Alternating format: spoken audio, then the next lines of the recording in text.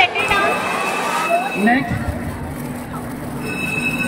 always your eyes should be very. Eyes is your sensitive part.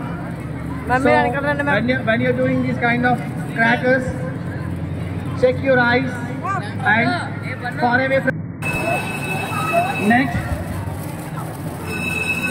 always your eyes should be very.